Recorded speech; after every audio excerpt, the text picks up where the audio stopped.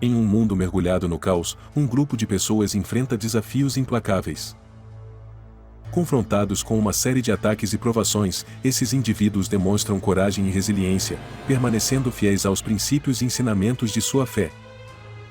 Enquanto são perseguidos por forças malignas e tentados a desistir, esses sobreviventes enfrentam dilemas morais que confrontam seus medos mais profundos. Com cada obstáculo superado, sua união se fortalece e sua confiança em Deus se aprofunda. Nesta épica batalha entre o bem e o mal, esse grupo prova que, mesmo sendo os últimos remanescentes, eles são capazes de enfrentar os desafios e permanecer firmes até o fim, pelo poder de Deus. Prepare-se para uma história de ação, suspense e elementos espirituais. Os últimos de nós.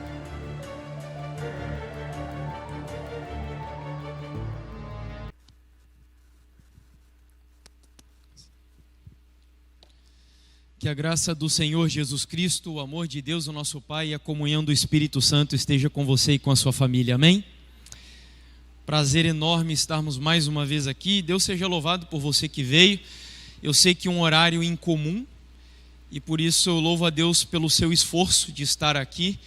Sei que domingo é um dia que a gente geralmente gosta de passar mais tranquilo em casa, com a família, assistindo um bom programa de televisão.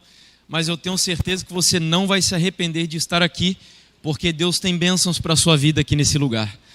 E eu aproveito inclusive para dizer àqueles que nos acompanham pelas redes sociais, entendo os que não podem estar aqui presencialmente, mas eu gostaria de reforçar, vou olhar, acho que essa câmera aqui é a que mais aproxima? Essa daqui? Qual que é? Podem me dizer qual que é a que está mais próxima aí? Essa daí? Então eu queria fazer um convite especial para você que está em casa, e que tem condições de estar aqui. Eu sei que hoje fica um pouco mais difícil, mas se você puder, a partir de amanhã, venha para a igreja, porque eu tenho certeza que o clima que é preparado aqui nesse lugar é diferente do ambiente do seu lar. Aqui nós sentimos de forma mais especial a presença de Deus, e eu tenho certeza que você aqui será mais profundamente tocado pelo Espírito Santo. Então venha, participe conosco. Bom, amigos, nós temos hoje um assunto importantíssimo a ser tratado. O título da mensagem se chama A Última Distorção, e eu gostaria de antemão já dizer a você que amanhã é um dos dias mais importantes da nossa semana de oração. O tema será Os Últimos Libertos. Eu gostaria de pedir encarecidamente que você não faltasse amanhã. Se você tivesse de escolher um dia da semana que não seja amanhã, e eu gostaria de ver essa igreja cheia de jovens aqui de maneira especial. Para você ter ideia, o tema que eu vou compartilhar amanhã é um assunto que eu pesquisei durante um ano, lendo muita literatura, artigos acadêmicos, durante um ano, para preparar um sermão de 50 minutos para você. Então, gostaria muito de que você viesse para a mensagem de amanhã, que é uma das mensagens mais importantes da nossa semana de oração. Por hoje, nós vamos orar antes de abrirmos a palavra, para darmos início ao estudo e à exposição da mensagem de Deus. Oremos. Querido Pai, nós agradecemos ao Senhor pela alegria de estarmos aqui em Tua casa. Obrigado por começarmos a semana na Tua presença, com os nossos corações abertos, para recebermos a plenitude do Teu Espírito Santo aqui nesse lugar. O nosso desejo, Senhor, é que esta casa, esta igreja, este templo, não esteja apenas cheio de pessoas, mas acima de tudo, o nosso desejo é que aqui esteja repleto, preenchido pela presença abundante do Espírito Santo. Que o Senhor nos visite aqui nesse lugar, que o Teu Santo Espírito fale aos nossos corações, que o Senhor Jesus Cristo passeie pelos corredores dessa igreja e que o Senhor prepare a nossa mente, prepare o nosso coração, prepare a nossa vida para que ao ser pregada a Tua palavra, que em nome de Jesus mais uma vez, ela transforme a vida de cada um de nós. Eu me coloco em Tuas mãos, pedindo que o Senhor me use para a Tua glória, em nome do Senhor Jesus. Amém, Deus. Então abra aí a sua Bíblia, no livro de Atos, capítulo 17.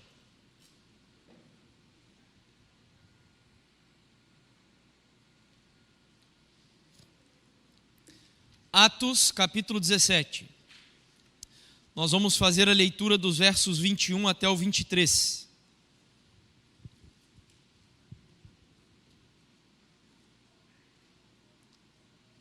Atos, capítulo 17, versos 21 ao 23, diz assim: Acontece que todos os de Atenas e os estrangeiros residentes não se ocupavam com outra coisa, senão dizer ou ouvir as últimas novidades.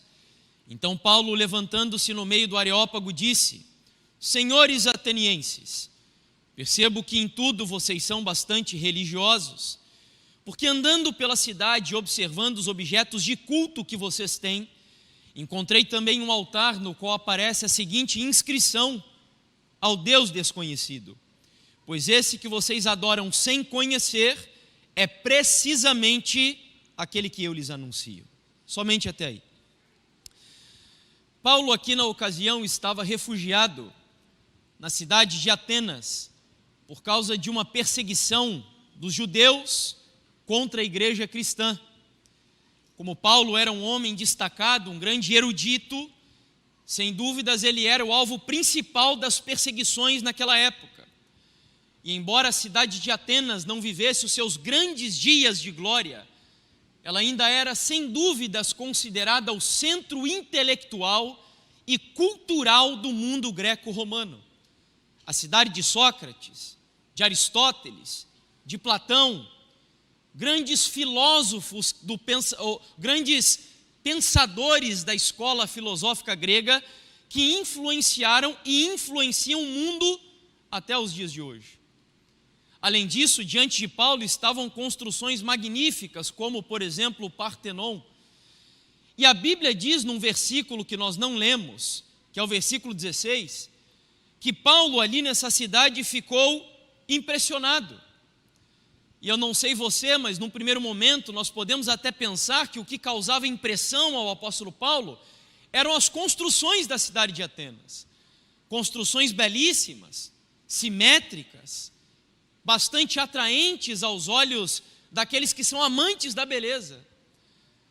Ou talvez que o apóstolo tivesse impressionado com as filosofias que eram discutidas pelas ruas de Atenas. No entanto, quando nós olhamos a palavra de Deus, nós vemos que aquilo que causava impressão ou incômodo no coração do apóstolo eram a quantidade de deuses e altares que havia espalhados pelas ruas da cidade. De acordo com alguns estudiosos, havia mais de 30 mil deuses na cidade de Atenas. Você tem noção do que é isso? Era um deus para cada sentimento humano, um deus para cada elemento da natureza. Era o deus do sexo, do vinho, deus do fogo, da guerra e de uma série de coisas. Ou seja, a cidade que se orgulhava de possuir a luz do conhecimento humano estava submersa nas trevas mais profundas da idolatria que uma pessoa é capaz de chegar. E nesta cidade está o maior plantador de igrejas da história do cristianismo, o apóstolo Paulo.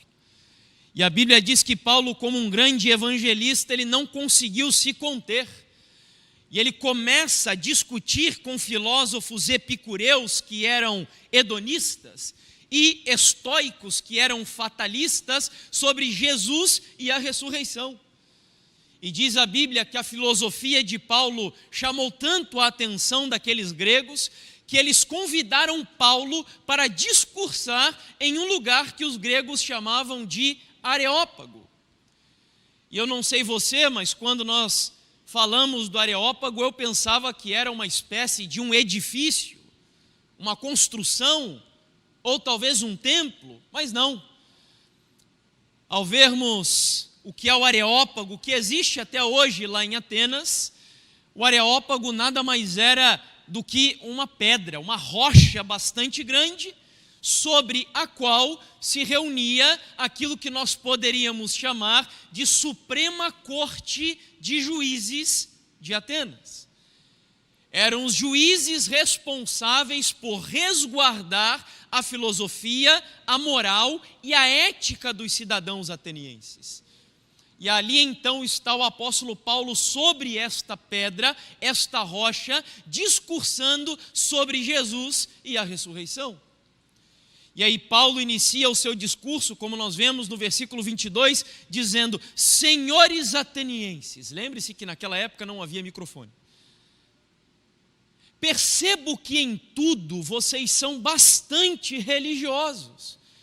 Porque andando pela cidade de Atenas e observando os objetos de culto que vocês têm, eu percebi alguns altares nos quais havia a seguinte inscrição: ao Deus desconhecido.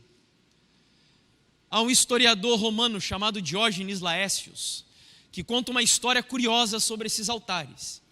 Diz ele que cerca de 500 ou 600 anos antes de Paulo, a cidade de Atenas foi assolada por uma praga terrível que começou a dizimar a vida de milhares de pessoas de uma hora para outra. Eu imagino algo semelhante ao coronavírus. De repente. E o problema é que os atenienses acreditavam que quando algo dessa natureza ocorria, algum dos deuses do panteão grego estava irado contra a cidade. E eles entendiam que, a fim de evitar a praga ou interromper a praga, deveriam oferecer um sacrifício a este Deus. O problema é: que Deus é esse? Eles não sabiam. Foi então que eles convidaram um profeta da cidade de Creta, cujo nome é Epimênides, e pediram a Epimênides para resolver o problema que eles tinham agora diante de si. E Epimênides vai até o Areópago, 600 anos antes de Paulo, e faz um discurso aos cidadãos de Atenas dizendo: o negócio é o seguinte, nós vamos trazer um grupo de animais, talvez ovelhas, e nós vamos soltar esses animais pelas ruas de Atenas, e vamos deixá-los andar livremente pela cidade. O lugar onde esses animais pararem, o templo mais próximo e o altar mais perto, é justamente a esse Deus que nós vamos sacrificá-los. E os atenienses acharam aquilo o máximo. Vamos fazer isso então.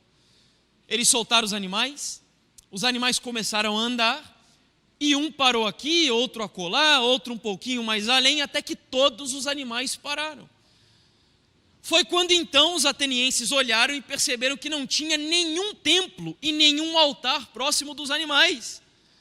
E eles disseram ao Epimênides: e agora o que nós vamos fazer? E Epimênides disse: olha, construam então os altares. E eles ergueram os altares novos. E quando então perguntaram: mas e agora? A que Deus nós vamos oferecer os animais? Epimênides disse: já que vocês não sabem que Deus é esse, então escreva aí no altar: ao Deus desconhecido. Foi daí que veio essa história. E essa história não é uma invenção, ela é verídica, é real. A Bíblia não é um livro de mitos. A Bíblia é um livro que tem historicidade e que é comprovado, inclusive hoje, pela arqueologia em muitas das suas histórias e argumentações.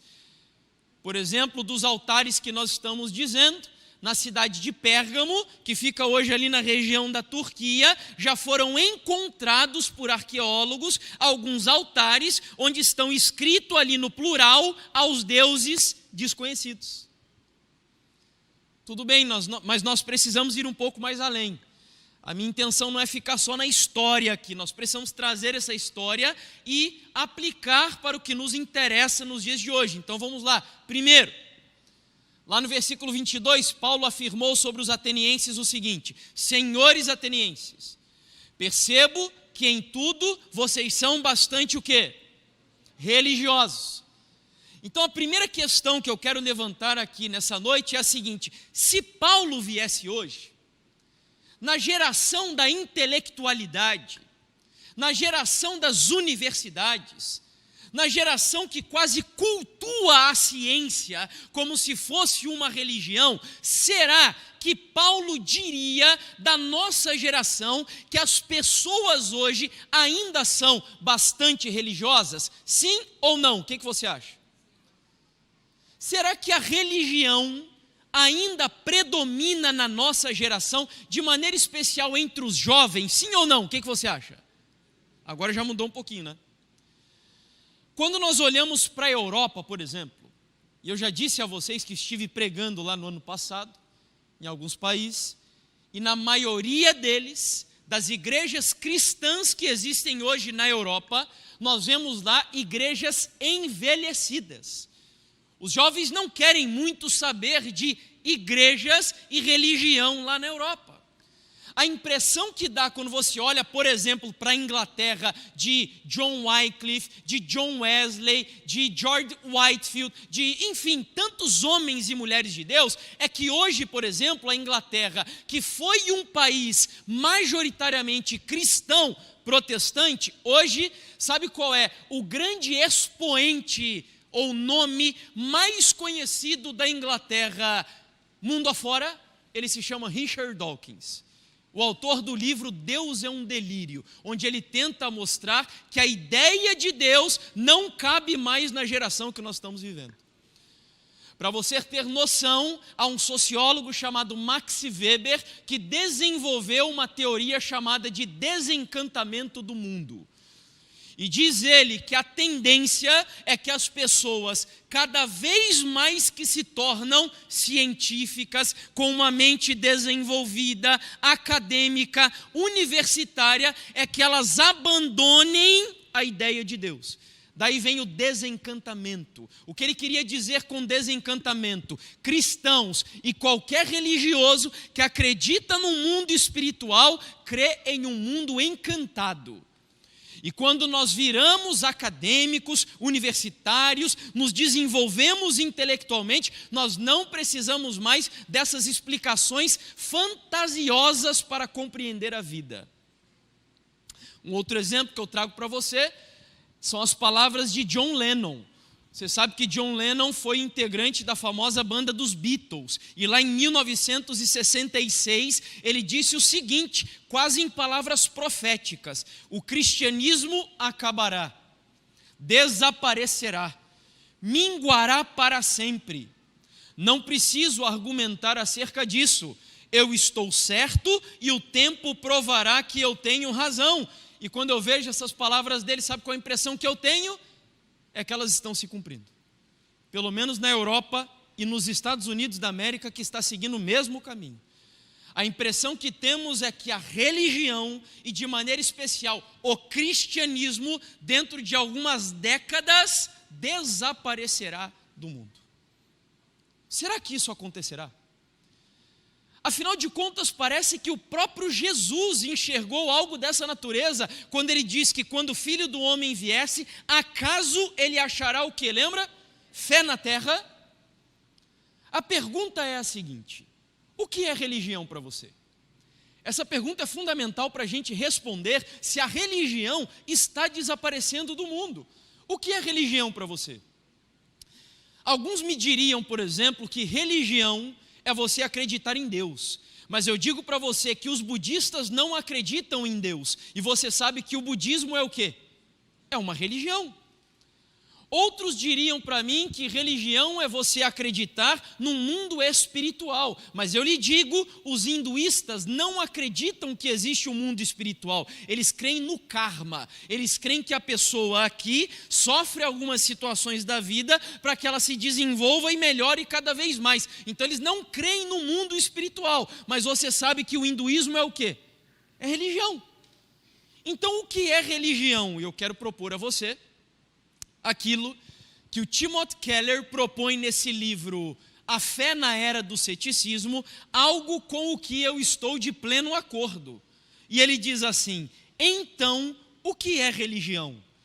É um conjunto de crenças que explicam o que a vida é, quem nós somos e as coisas mais importantes com as quais os seres humanos deveriam gastar o seu tempo fazendo. Ou seja, para quem não entendeu, religião é tudo aquilo que se propõe responder às perguntas mais básicas e essenciais da sua vida. De onde você veio, para onde você vai e qual é o propósito da sua vida aqui nesse mundo.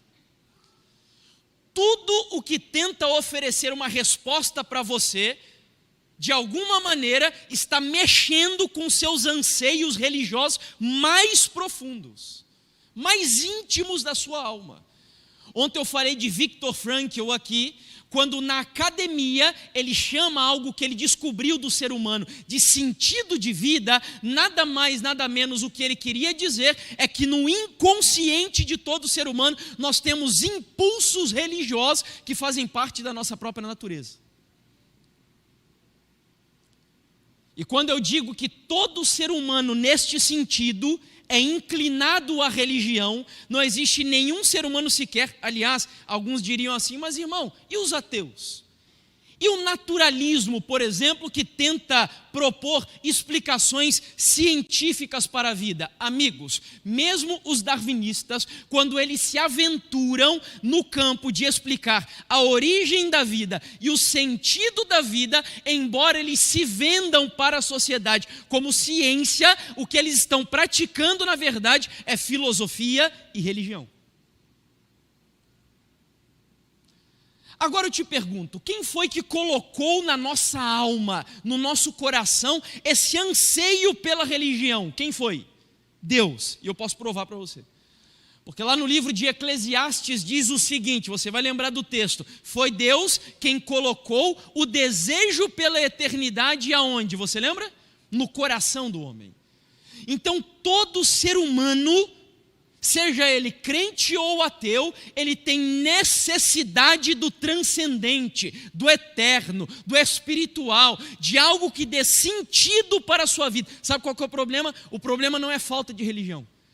O problema é que as pessoas estão tentando preencher aquele vazio que Dostoiévski diz que todo ser humano tem. Eu acho espetacular essa frase do Dostoiévski no livro, se não me engano, Os Irmãos Karamazov, onde ele diz assim, que o ser humano tem um vazio do tamanho de Deus dentro do seu coração. Sabe qual é o problema?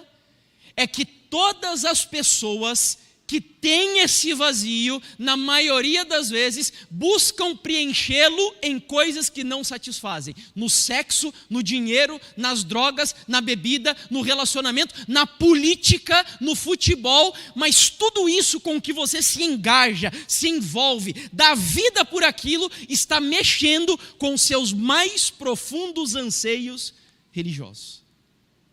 E quem diz isso não sou eu. Além do Timothy Keller, porque alguns poderiam dizer assim, mas o Tim Keller é teólogo. É óbvio que ele vai defender essa tese. Mas agora então vamos para a ciência. E aqui nós temos um psiquiatra, que é o Jung, de uma linha diferente de Freud, que ao estudar o inconsciente do ser humano, veja a conclusão que ele chegou. Não fui eu que inventei uma função religiosa para a alma, diz ele. O que eu fiz foi apresentar fatos comprovando que a alma é naturaliter, ou em latim por natureza, o quê? Religiosa. Então nós temos um cientista aqui agora dizendo que ele concluiu, ao estudar o inconsciente do ser humano, que todo ser humano é naturalmente religioso. Vocês já ouviram falar de Steve Jobs? Foi o criador dessa marquinha aqui do meu notebook, da Apple. Steve Jobs era ateu, faleceu. Quando esse homem que não cria em Deus se deparou com a doença que ceifaria a sua vida, me parece que a sua crença foi colocada à prova. Porque na sua autobiografia, o Steve Jobs confessa os anseios religiosos que ele tinha no seu próprio coração. Vejam o que ele diz ali. É estranho pensar que você acumulou toda essa experiência e ela simplesmente acaba. Sendo assim, quero mesmo acreditar que alguma coisa sobrevive, que talvez nossa consciência permaneça.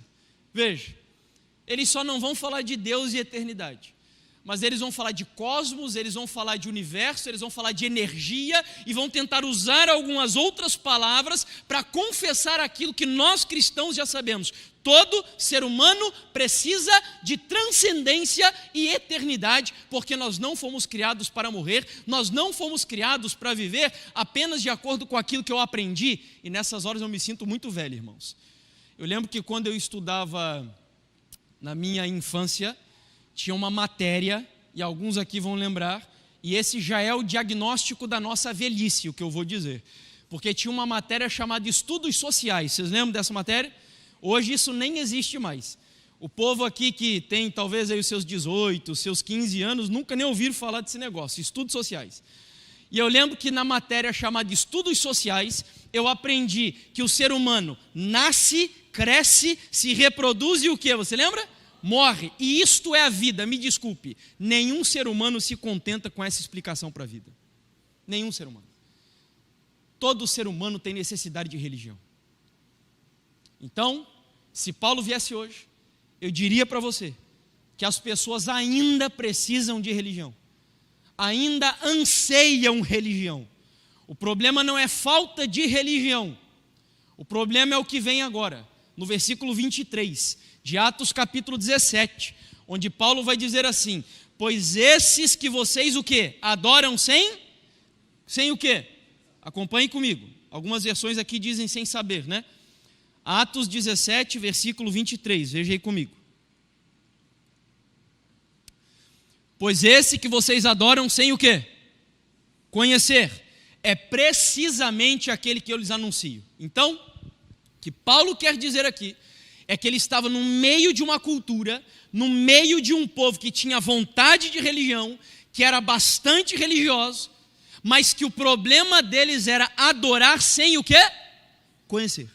E eu quero dizer para você que esse é o grande problema da igreja e dos filhos de Deus em todas as gerações. Adorar um Deus que não conhece. Adorar sem conhecimento. Não por acaso, em Oséias, a gente repete esse texto várias vezes na igreja. Deus diz que o povo perece por falta de quê? Conhecimento. E quando Paulo traça um diagnóstico dos atenienses, da geração acadêmica, científica, filosófica, intelectual, diz ele: vocês são bastante religiosos, mas vocês adoram sem conhecer. E eu poderia viajar aqui ao longo da história da igreja e provar para você que o grande problema da igreja em distintas épocas era adorar um Deus desconhecido. Isso já começou com Caim e Abel. Quando Jesus está diante do poço de Jacó com a mulher samaritana, e a mulher samaritana chega para Jesus e pergunta: Senhor, onde nós devemos adorar? Nossos pais dizem que é no Monte Gerizim, os judeus dizem que é no Monte Sião. Qual é o lugar de verdadeira adoração? Jesus olha para ela e diz assim: mulher, a salvação vem dos judeus, porque vocês adoram o que não conhecem. Falta de conhecimento de Deus. Adorar sem conhecer. O grande problema da igreja. E nós hoje vivemos em uma geração, e por isso o título da mensagem de hoje é A Última Distorção, porque ao longo da história, o grande ataque de Satanás contra a igreja, no grande conflito entre o bem e o mal, foi distorcer o caráter de Deus. Distorcer a personalidade de Deus. Durante a Idade Média, Deus foi ensinado pela igreja medieval romana como um Deus carrancudo, um Deus julgador, punitivo, irado, um Deus odioso, distorcendo o caráter de Deus. Hoje nós ouvimos na maioria dos púlpitos aí, Brasil afora e mundo afora, falando de um Deus que perdoa, um Deus que ama, um Deus da graça, Deus da cura, Deus da bênção, Deus da misericórdia, enfim. E tudo isso que eu acabei de dizer diz com perfeição quem Deus é. Só que hoje nós estamos excluindo da pregação do Evangelho a realidade de que esse mesmo Deus, que é tudo isso que eu acabei de dizer, ele também é um Deus santo, um Deus justo, um Deus que se ira, um Deus que punirá com um lago de fogo todos aqueles que rejeitarem a Jesus como seu Salvador pessoal e se rebelarem contra a sua santa lei. Aqui no Brasil hoje o que está em voga, em alta, o que é mais popular é o Deus da prosperidade. Ou hoje ainda mais o Deus da teologia do coach. É o que no YouTube principalmente há muitos pregadores que desenvolveram o que chamam de teologia do coach. E aí nós temos então o Deus do reggae, o Deus do coach, o Deus da prosperidade, e muitos também aqui no nosso país de maneira especial, influenciados pela mentalidade da teologia da libertação, estão desenvolvendo a ideia de que o nosso Deus é um Deus revolucionário ou subversivo. Dizendo que quando Jesus veio, ele veio para libertar os oprimidos dos seus opressores, e que a luta de Jesus, ele foi preso, na verdade, porque ele era um preso com finalidades políticas. Tanto é que, por exemplo, aqui na Folha de São Paulo, o Gregório do Vivier, que é um colunista, era na época, não sei se ainda é, mas falando de Jesus em uma data que é significativa para nós cristãos, que é o Natal, isso em 2017, vejam o que ele vai dizer a respeito de Jesus, do Deus que nós servimos. Parabéns, baderneiro, comunista, defensor de bandido e prostituta. Pergunto, este é o Deus da Bíblia? Ou será que o Deus da Bíblia é tal qual aquele que o Armandinho cantava? Alguns aqui vão lembrar que o Armandinho tinha uma música onde num trecho da sua poesia ele dizia assim: quando Deus te desenhou, ele estava namorando. Será que esse é o Deus da Bíblia? Será que o Deus da Bíblia é mais ou menos parecido com um moleque, um adolescente assim meio enfatuado, meio apaixonado? Aliás, eu tenho algumas ressalvas com o uso dessa palavra apaixonado quando nós falamos sobre o nosso relacionamento para com Deus. Eu não vou ter tempo de tratar sobre isso aqui agora com vocês. Quem tiver interesse de se aprofundar um pouquinho no assunto, sugiro que leia o capítulo Casamento do livro Cristianismo Puro e Simples do C.S. Lewis, onde ele mostra a diferença que há entre paixão e amor. Veja lá depois. Ou será que o Deus da Bíblia é aquele que eu ouvi várias vezes essa música na sessão da tarde? Tinham 3 filmes que eu lembro que na minha adolescência passava direto na sessão da tarde.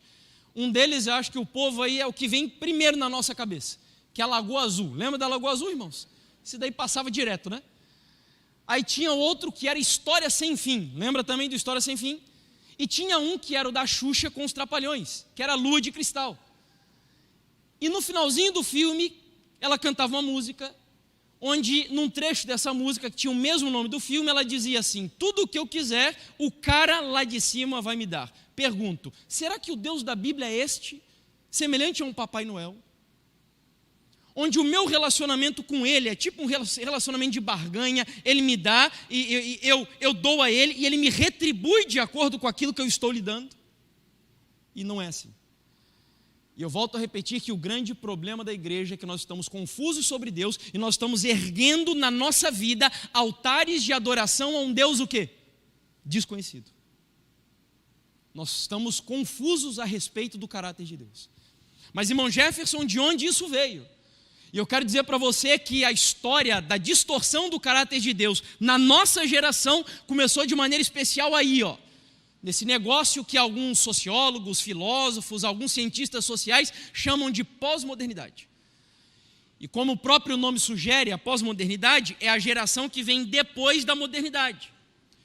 Enquanto na modernidade as pessoas acreditavam em absolutos, sejam absolutos da religião ou absolutos da ciência, por exemplo, quando na época do iluminismo os filósofos deixaram a religião, eles depositaram sua fé na ciência, dizendo que agora a sociedade ia progredir, avançar rumo à melhoria de vida. E foi aí que veio, por exemplo, Marx, que tirou as digitais de Deus da história. Foi nessa época que veio Freud, que tirou as digitais de Deus do inconsciente do ser humano.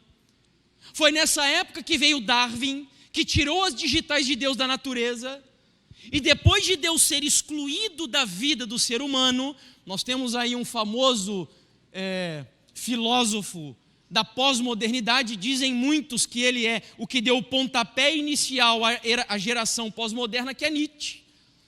E Nietzsche, entendendo que Deus estava aos poucos sendo retirado da cultura da sociedade, da literatura, das novelas, do teatro, da música, da ciência, da educação, das artes, Deus foi tirado de tudo. Ele chegou à seguinte conclusão: o ser humano virou um super-homem, Übermensch em alemão, um super-homem tão poderoso que ele não precisa mais de Deus para a sua vida. E alguns acham que quando Nietzsche estava dizendo isso, que ele estava fazendo essa afirmação em rebelião contra Deus. Não, Nietzsche era ateu, provavelmente.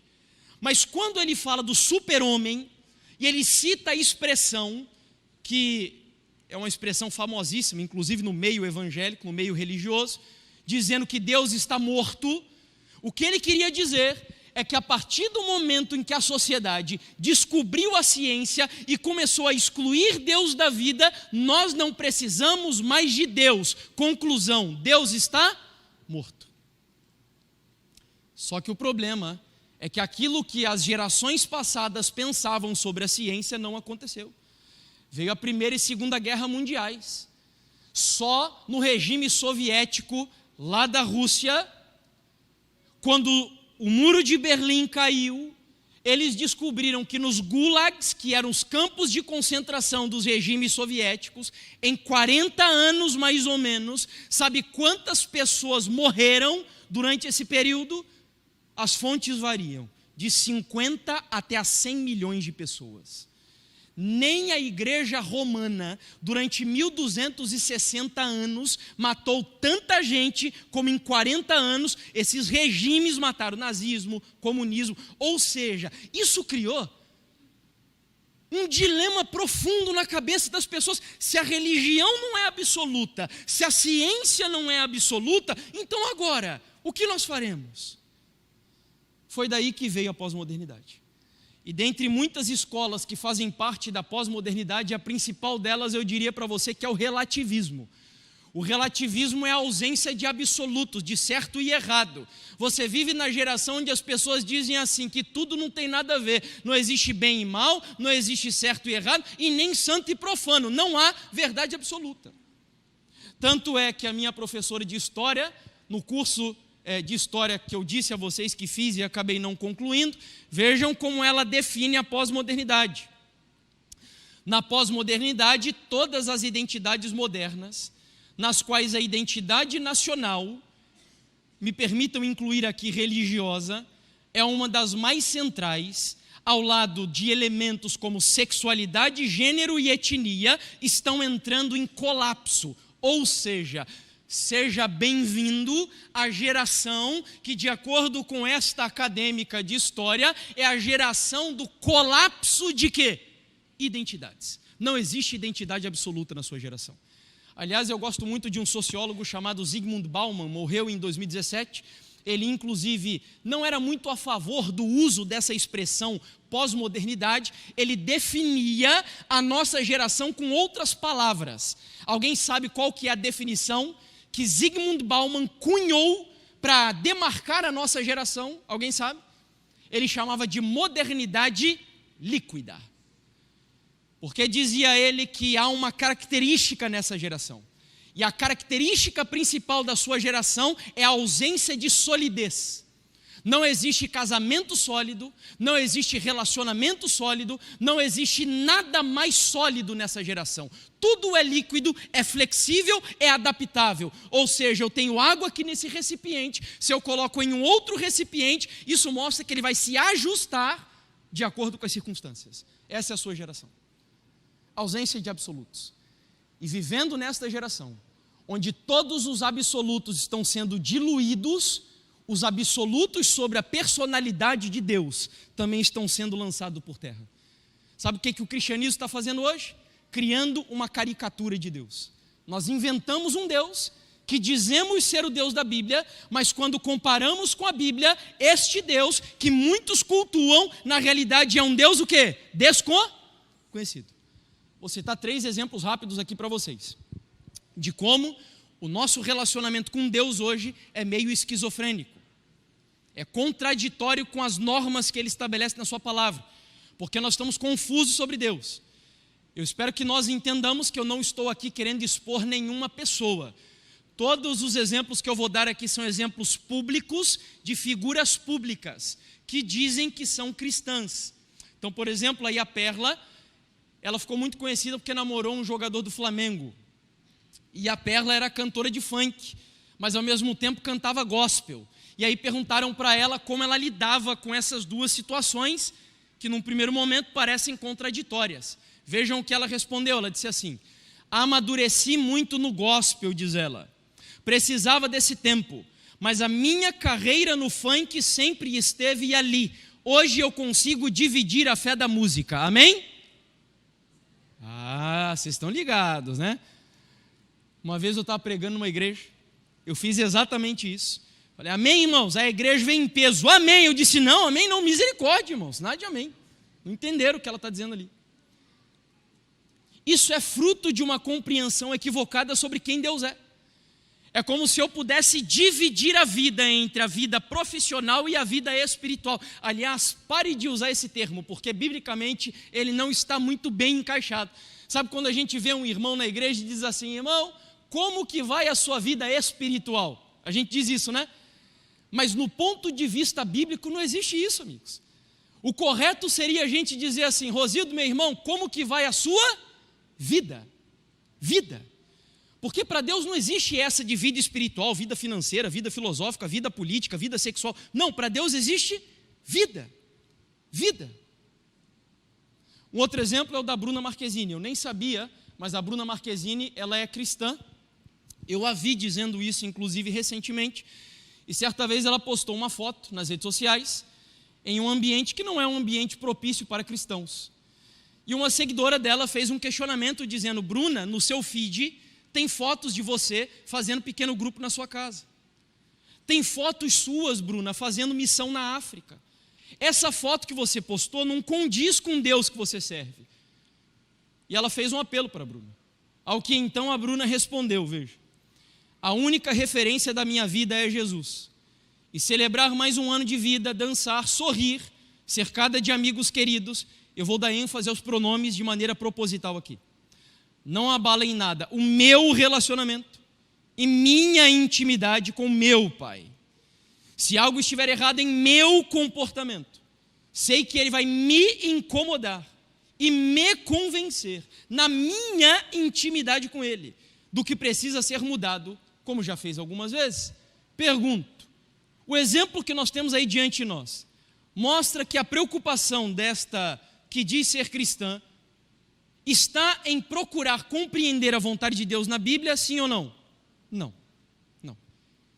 E essa é uma característica do cristianismo de hoje. Nós estamos preocupados com aquilo que Deus ele tem para comigo, em mim, por mim, para mim, é tudo centrado no homem. É o que nós chamamos de humanismo cristão. Tem um teólogo, inclusive adventista, que é o pastor Wilson Paroski, e ele diz que a espécie de cristianismo que se pratica hoje na sua geração, ele chama de cristianismo humanista, onde o homem foi colocado no centro. Tudo é feito para o homem, pelo homem, para o agrado do homem, felicidade do homem, alegria do homem, vontade do homem, ou seja, o culto que praticamos muitas vezes é um culto ao homem e não um culto a Deus. É por isso que eu volto a repetir a vocês que o grande problema da nossa geração é um problema de adorarmos nos altares de um Deus o quê? Desconhecido. Desconhecido. Eu preciso encerrar.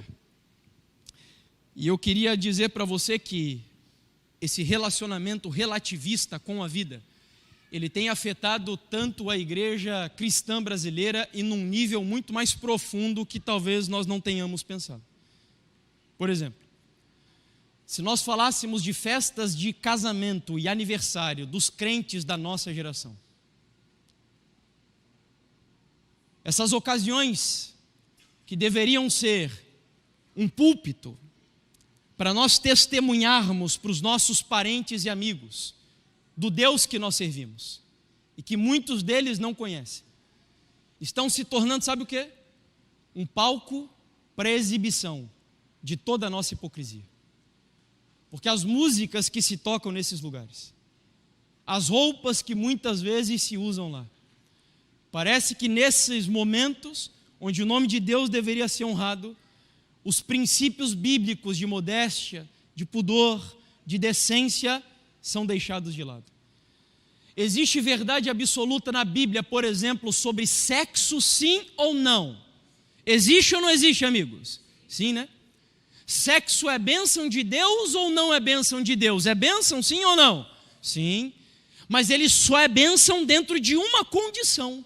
Qual que é a condição que a Bíblia me dá para que o sexo seja uma bênção na minha vida? Qual é? Dentro do quê? Casamento. Mas aí você... E heterossexual. Mas aí você vive numa geração que diz que, por exemplo, a ciência diz que para o jovem se masturbar é bom. Diz que para o jovem, por exemplo, é bom ele se relacionar sexualmente antes de se casar para se conhecer de maneira sexual. Amigos, entendo o que eu vou dizer para vocês. A ciência nós cremos nela. A Bíblia, inclusive, é a favor da ciência. Mas sempre que a ciência contradiz os princípios da palavra de Deus, eu deixo a ciência e eu fico com a palavra do Senhor, porque a Bíblia diz que a erva seca, a flor murcha, mas a palavra de Deus permanece para todo sempre. Verdade absoluta. O problema é que nós vivemos numa época onde as pessoas estão relativizando os absolutos de Deus. Vejam os sábados. Como que a gente guardava o sábado há alguns anos? Olhem para os casamentos da nossa geração. Deus diz assim, aquilo que Deus uniu, o homem o quê? Não separa. Sabe o que está acontecendo? Uma explosão de divórcios entre os cristãos nos dias de hoje. E eu não estou me referindo aqui a situações específicas, por exemplo, onde há violência doméstica, onde há violência psicológica. Não, eu estou me referindo às questões mais banais e triviais que nós poderíamos imaginar. Nós estamos vivendo em uma época onde, infelizmente, a maioria dos cristãos estão erguendo altares a um Deus desconhecido, porque esqueceram-se de qual é a identidade bíblica desse Deus. Por culpa de quem? De Satanás. Porque o grande objetivo do diabo é distorcer o caráter de Deus. E esta é a última distorção. Não haverá outra mais. Poderia falar de muitas áreas aqui com vocês. Por exemplo, uma que não entra na minha cabeça é como pode adventistas do sétimo dia, que se dizem guardadores da lei, serem infiéis nos dízimos e nas ofertas. Sabe qual que é o índice de fidelidade da nossa igreja aqui no território da divisão sul-americana? 27 e 30% dos nossos membros são fiéis nos dízimos e ofertas. E eu sei que alguns devem estar olhando para mim e dizendo assim agora que não me conhecem, você tem que ser obrigado a defender os dízimos na igreja, porque você é pago por eles. E eu quero dizer para você que não. O Rosildo está aqui, não me deixa mentir que eu não cobrei nenhum centavo para estar aqui, eu não sou pago pela igreja adventista, não teria nenhum problema se fosse, mas por alguma razão Deus me mantém nessa condição, vivendo pela fé, vivendo de doações, como qualquer um de vocês, para dizer para você que eu não creio nesta igreja porque ela me paga, eu creio nesta igreja porque eu creio que ela foi levantada por Deus, é por isso que eu creio, e Deus deu a ela a capacidade de administrar os dízimos que pertencem a quem mesmo que eu esqueci? A Ele, não é nem a igreja, não é nem a você, mas pertence a Deus. Meus amigos, eu preciso encerrar. Essa história termina com Paulo apresentando quem Deus é para os atenienses. Depois você chega na sua casa, lê o versículo 24 em diante, e Paulo vai começar a mostrar para eles quem Deus é. E Paulo vai dizer que o Deus que ele serve é o Deus que criou o mundo, que é o Senhor do céu e da terra. E eu quero voltar e dizer para você aquilo com que eu terminei ontem o sermão, que esse Deus, a quem eu sirvo e a quem eu desejo adorar, não é um Deus desconhecido. Ele é o Senhor do céu e da terra. E Ele tanto é Senhor, deixa eu ver se eu coloquei aqui, que Ele levou a minha esposa e eu, pode projetar aqui na frente por gentileza, rapidamente. Ele me levou para este lugar, acho que eles vão colocar aqui ainda, lá para o deserto do México, na divisa com os Estados Unidos da América, foi para esse lugar aí. E ontem eu terminei, eu vou acelerar um pouquinho hoje, mas se você quiser entender um pouquinho melhor a história, vem amanhã, que amanhã a gente vai ter um pouquinho mais tempo para contar. Mas ontem eu terminei dizendo para você, que quando a porta do trailer foi aberta, e a minha esposa entrou ali, ela começou a chorar copiosamente, como eu nunca tinha visto a minha esposa chorar na minha vida. E sabe por que eu choro? Porque ela estava desesperada com as condições do lugar. Ela olhou para mim e disse: amor, eu não vou aguentar ficar aqui nem mais um dia, eu quero voltar embora para o Brasil amanhã. E eu olhei para ela e disse: amor, não vai dar, foi investido muito dinheiro para a gente estar aqui, não vai dar, nós vamos ter que ficar aqui pelo menos o prazo mínimo que nos foi dado, e eram 3 meses o prazo mínimo. E amigos, desde aquele dia, a gente não tinha ideia, mas iniciou-se uma das trajetórias de sofrimento mais difíceis da nossa vida. Eu fui colocado para trabalhar numa atividade lá na escola. A minha esposa foi colocada para trabalhar na cozinha.